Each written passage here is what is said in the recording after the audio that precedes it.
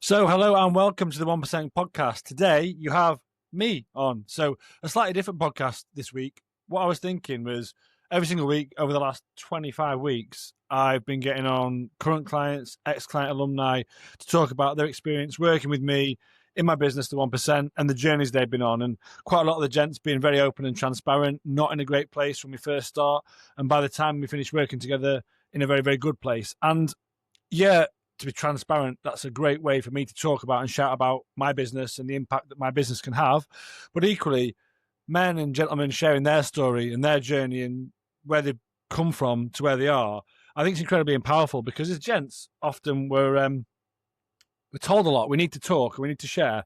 And I think that's important because you might look at others within your network, be that on social media or friends, and think they've got it all sorted and it's all fine. And then more often than not, in my experience, we peel back the onion and look underneath and we are struggling with all sorts of things, be that physically, mentally, emotionally. Life can be overbearing, everything's successful career-wise, but actually struggling to take care of yourself and then maybe not showing up your best in other areas. And so a lot of the stories every week are about the guys that I work with and the journey they've been on to do that. And I think that's incredibly empowering. Having said all that, I haven't really talked much about me, and it's always nice to stroke your ego once in a while. So I thought for this episode, I'd discuss who I am, where the business came from, what I believe the 1% is all about, and what I'm kind of passionate about with my business. So it's a bit of a story about me, Luke Doran, and where I came from. So a little bit right back from the start. For my sins, I'm from Doncaster, Yorkshire born and bred. Let's say Yorkshire born, Yorkshire bred, strong in arm, thick in head, or good in bed. You choose. I like the latter. Northern, wear specs, swear a fair bit. I like to use big words sometimes when my brain kicks in.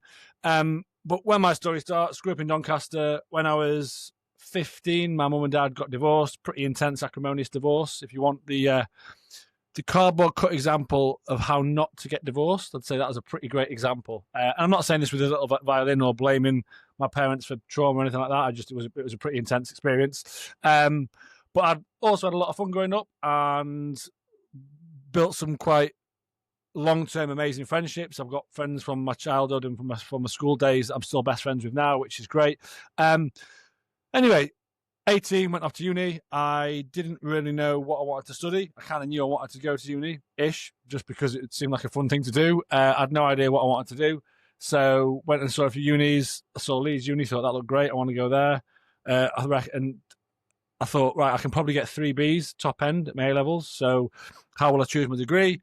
So I said, right, what I'm going to do, an eeny, meeny, miny, mo in a prospectus. Oh, philosophy, that looks interesting. I'll do that. So I did philosophy. Got 2 Bs and a C. Still got in. Skin in my teeth kind of stuff. But anyway, I had an amazing 3 years at university. Absolutely loved the time there. Met my wife there. Didn't know she was going to be my wife at the time, but Kate, my wife now, and made some, again, best friends, lifelong friends. To be honest, at the time, I thought the philosophy was a load of bollocks. Didn't massively engage with it, found it really difficult, very academic and cerebral, and didn't really fit with me massively, but I ground it out and got there. Got a good old Desmond at the end of it, a 2-2.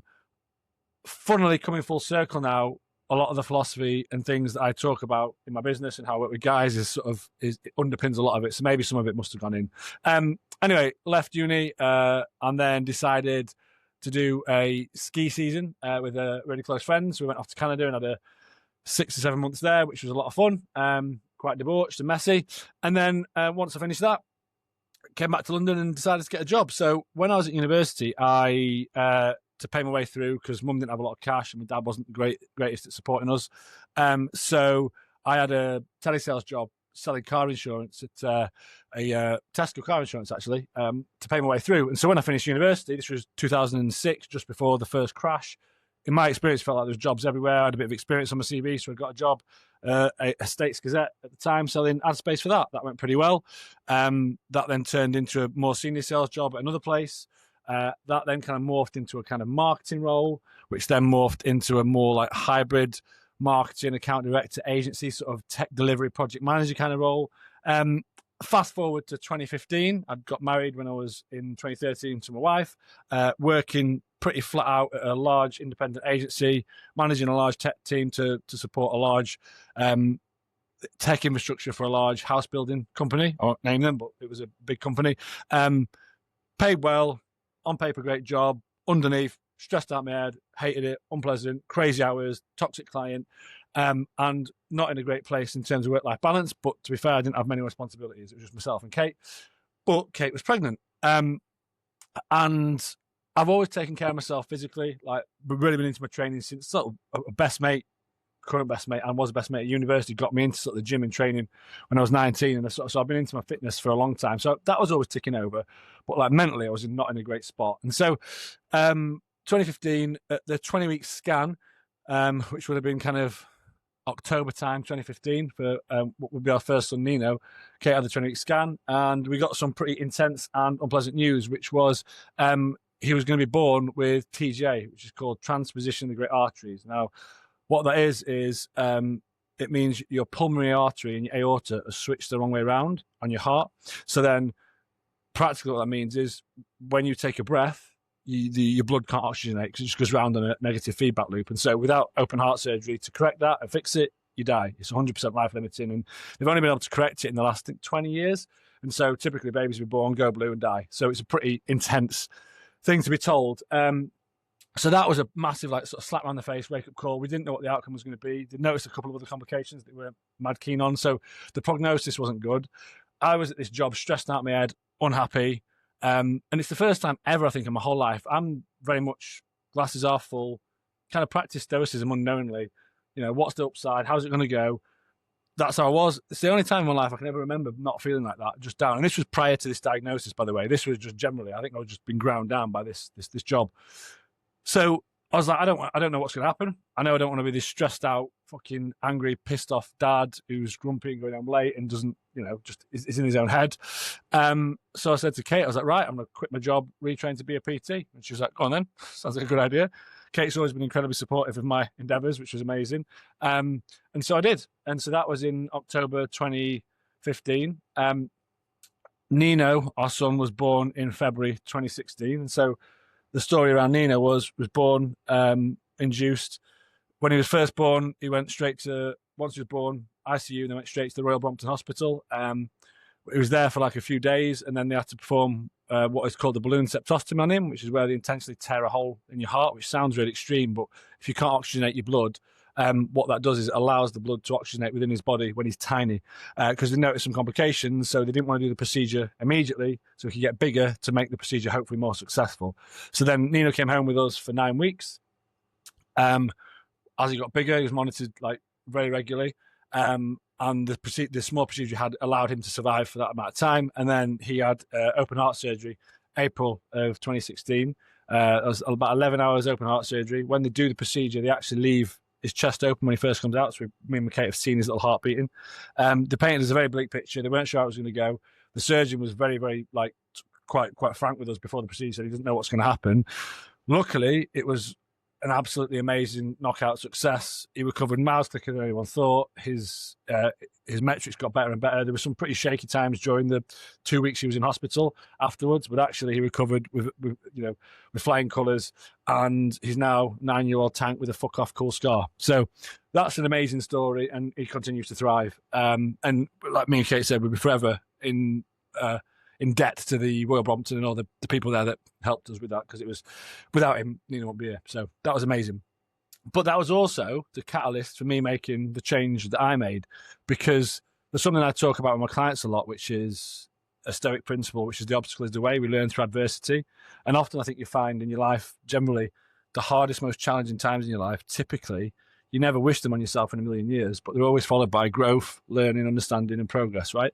And so that was a very visceral example of that in my life. And at the time, to be fair, I hadn't done a lot of work on myself, and I didn't really know that's what I was doing, but I was like, the catalyst for me making a change was that. So at the same time, I started an in-person personal training business down at a local Olympic weightlifting gym where I used to train anyway.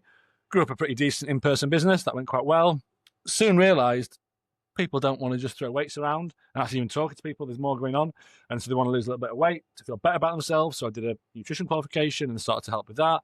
Then again, very quickly realised actually there's more going on than just throwing around weights and counting calories. Because actually a lot of the people, they've got lots more going on in their lives, they're more stressed about, and a lot of the reasons why they can't exercise and or eat healthily was the multitude of factors and the vicissitudes of what's going off in life. And so what happened is I realised there's more here that people need to work on. And so during the process of me growing the in-person personal training business, I started to talk more about life, work, the universe, family, and actually to help people thrive with what's going on. Initially, at first their goal was, I want to lose a bit of weight and look, I feel a bit better about myself. But to facilitate that, we have to look holistically at everything that's going on. And to ignore that, for me, is remiss. If you acutely focus on a couple of areas like body, what you're putting in your mouth and the exercise you're doing, it will address those modalities and you feel a lot better.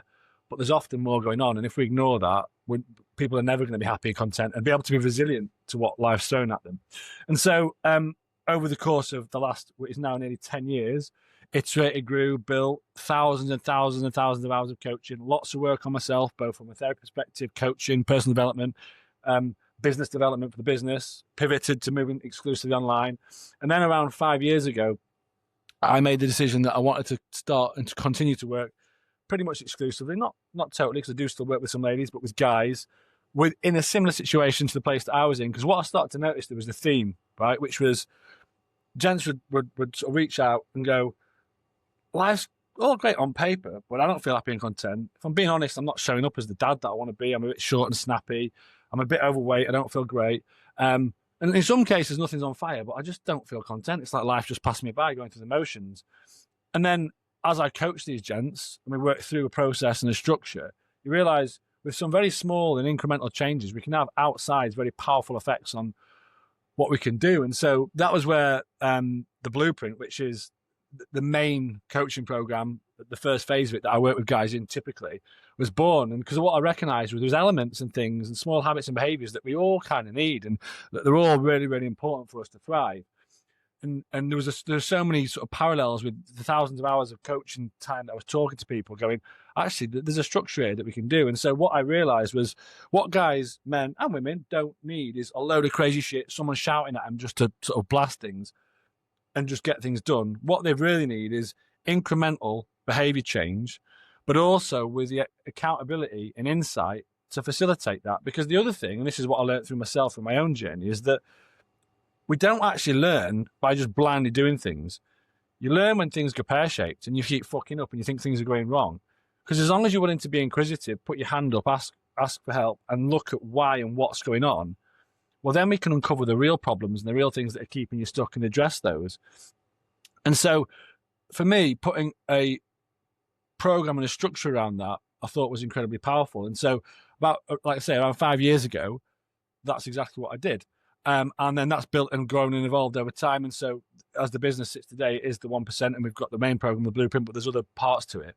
But fundamentally, it grew out of a very stressful, dark and intense situation, incrementally, steadily over time, building it.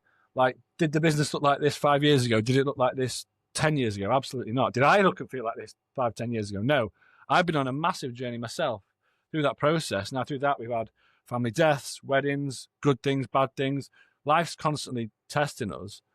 But as a sort of constant drumbeat underneath that, I've always had this and what I do with my clients and what I do. And what I'm really, really passionate about is that no matter what's going on in your life, no matter how tough your situation, there's always something you can do. And I don't mean that in a trite wellness wanker, fucking bang a drum bollocks. Like, we always have agency and autonomy, no matter what's going on. And your ability to react to a situation is predicated on how you feel and operate in your overall state.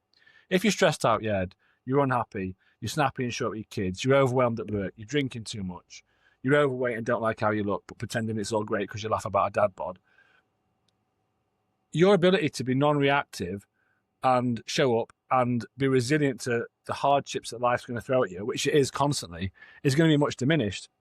And so for me, I wanted to show men that there is very much a way that we can show up as we want, no matter what's going on. Because for me, it's not that there's this perfect process that I'm going to give somebody and it's going to make it all hunky-dory. There are small, incremental, fundamental basics that I believe we all need in our lives. Once they're there, it's about being able to react and roll with whatever life's throwing at us. And so through my own learning, through how I built the business, through the journey that I've been on, I've been able to put together a process that facilitates that. But it all just starts with small, tiny, habitual behaviors that we build incrementally. And then the most important thing is the deeper level of accountability, where we look and challenge what's going on. And so I truly believe that anyone, no matter what's going on, can thrive and feel content within their life despite having stressful things happen to them.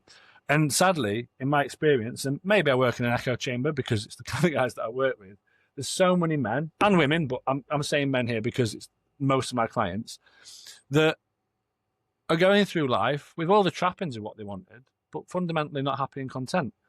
And that doesn't need to be the case. But the issue is, we always look externally. It's like, what's the thing that I need? What I'm going to fix, or when I clear the decks, or when it's quieter, or X, Y, Z. And for me, we're missing a trick there, because where we need to look is internally ourselves.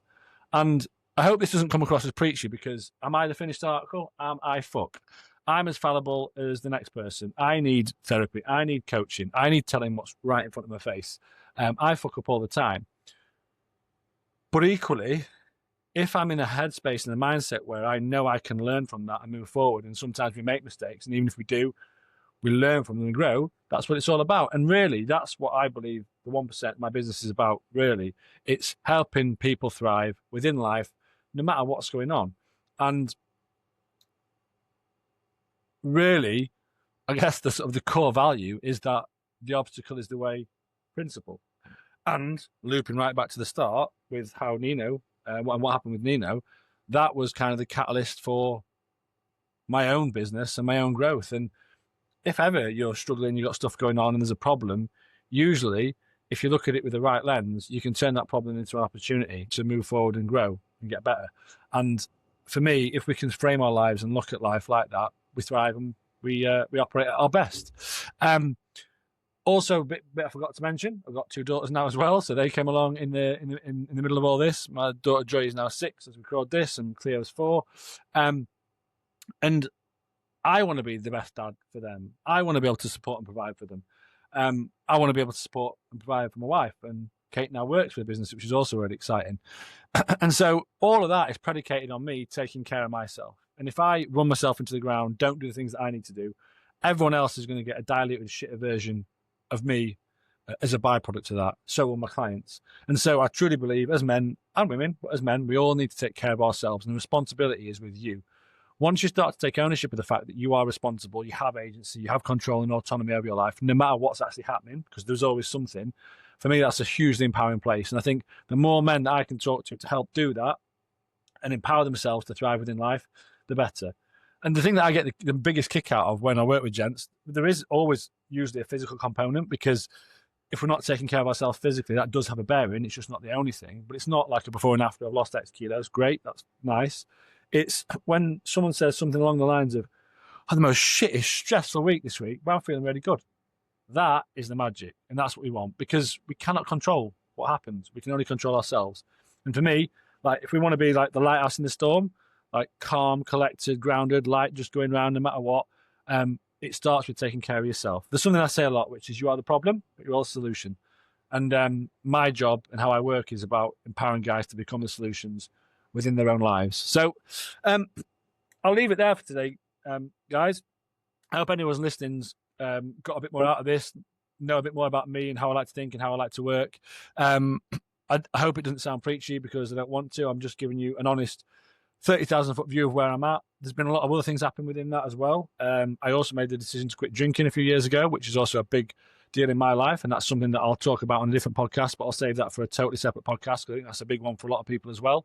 But I thought today I just wanted to share with you guys, or anyone listening who doesn't know me, what I'm about and where I've come from and how what the business is all about. And the final step is to remember that truly small, tiny habits and behaviors built into your life consistently, which you're making commitments to and taking ownership for, will reap outside results. You don't need a huge catalyst to make a change. Ultimately, if something's not working, you know it's not working, and you need to do something about it. But it doesn't need to be big, shiny, or scary. The small little things have a massive difference. So on that note, have a fantastic week. Next week, back to business.